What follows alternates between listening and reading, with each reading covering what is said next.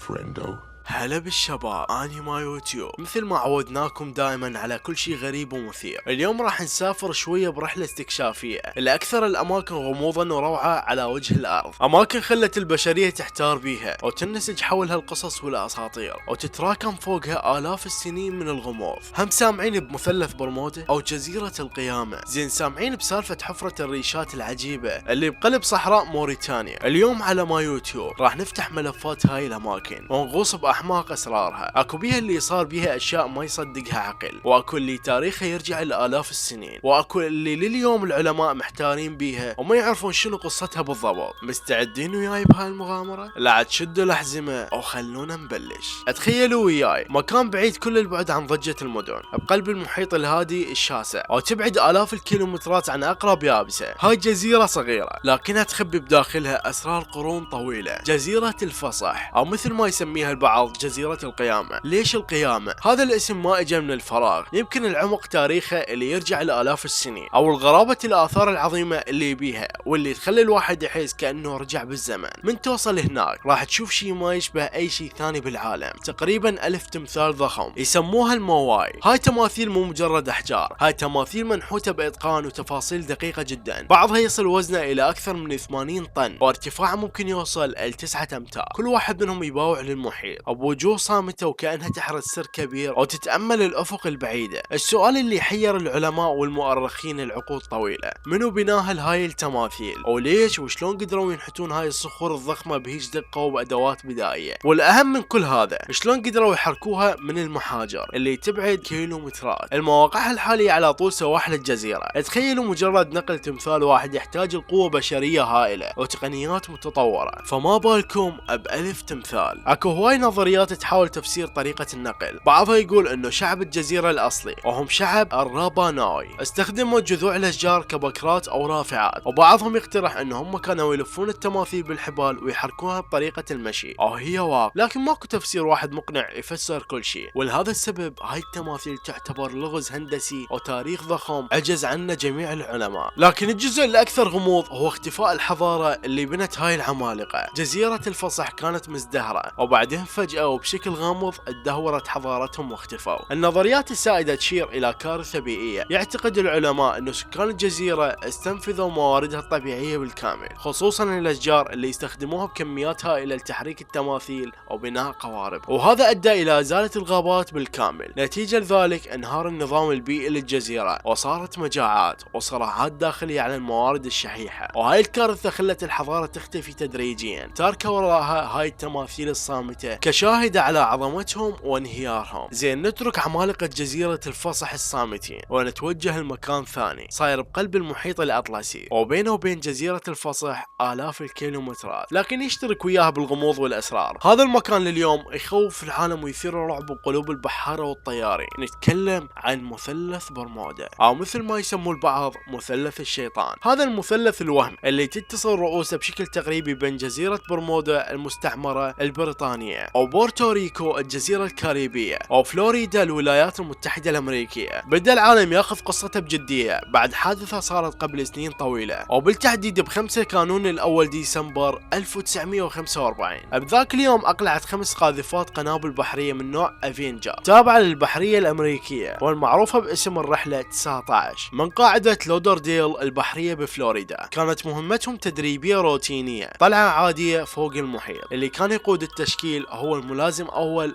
تشارلز تايلور، طيار متمرس وذو خبرة كبيرة بحيث انه عنده آلاف ساعات الطيران. بعد حوالي ساعة ونص من الإقلاع بدأ تايلور يبث رسائل غريبة لمراقبة الحركة الجوية. كانت الرسائل مليئة بالتشويش والتقطيع، وكان صوته يبين عليه الإرباك والذهول بشكل مو طبيعي. قال انه بوصلاته تعطلت وما يعرف وين هو، وانه ما يقدر يشوف الشمس، وانه البحر يبين غريب جدا وكأنه ما يختلف عن اللي نعرفه، يعني مو نفس لون البحر اللي متعود عليه. مراقبين الحركة الجوية حاولوا يوجهوه، بس الرسائل صارت أكثر غموض وتقط. فجأة سمعوا صوت تايلور يقول بوضوح كل شيء غريب حتى المحيط. احنا ندخل مياه بيضاء، ماكو شيء طبيعي. وبعدها انقطع الاتصال تماما. اختفت الطائرات الخمسة بالكامل ووياها 14 طيار وكأنه ابتلعها العدم. المصيبة الأكبر انه بعد ساعات قليلة ارسلت البحرية الامريكية طائرة انقاذ ضخمة من نوع مارتن مارينر بيها 13 فرد طاقم للبحث عن الرحلة 19. هاي الطائرة كانت مصممة للبحث والانقاذ بالمحيطات المفتوحة، لكن المفاجأة هي انه هاي الطائرة هم اختفت بدون اي اثر لليوم. لا الطائرات الخمسة ولا طائرة الانقاذ ولا اي قطعة حطام تابعة الها تم العثور عليها. من ذاك اليوم العالم كله بدا ياخذ مثلث برمودا بجدية، وسجلت مئات الحوادث الاخرى من اختفاء سفن وطائرات. شنو اللي صار؟ ليش هاي المنطقة بالذات؟ ظهرت هواي نظريات بعضها علمي وبعضها خيالي. الاطباق الطائرة والكائنات الفضائية، هي نظرية تقول ان المثلث هو بوابة الكائنات الفضائية، او انه اكو قاعدة فضائية تحت الماء تسحب السفن والطائرات لاغراض غامضة. البعض يربط اختفاءات المثلث بمدينة اتلانتيس المفقودة، يعتقدون انه طاقة البلورات الاتلانتيسية المتبقية تحت المحيط ممكن تكون السبب بتعطيل الاجهزة الالكترونية والملاحة. هاي النظرية تقول انه المنطقة بها شذوذ مغناطيسي قوي جدا ممكن يسبب خلل كبير بالبوصلات واجهزة الملاحة الحديثة، ويخلي الطائرات والسفن تفقد طريقها بشكل كامل. لكن العلماء ما لقوا دليل كافي على هيك شذوذ مغناطيسي ممكن يفسر كل الاختفاءات. موجات الميثان القاتلة، هاي واحدة من اكثر النظريات العلمية شيوعا بالسنوات الاخيرة. تقول انه قاع المحيط في مثلث برمودا غني بغاز الميثان المجمد، هيدرات الميثان. ببعض الاحيان ممكن هذا الغاز يتحرر فجأة بكميات هائلة بسبب زلزال تحت الماء او تغيرات بدرجة الحرارة والضغط، ويسبب فقاعات ضخمة من الميثان.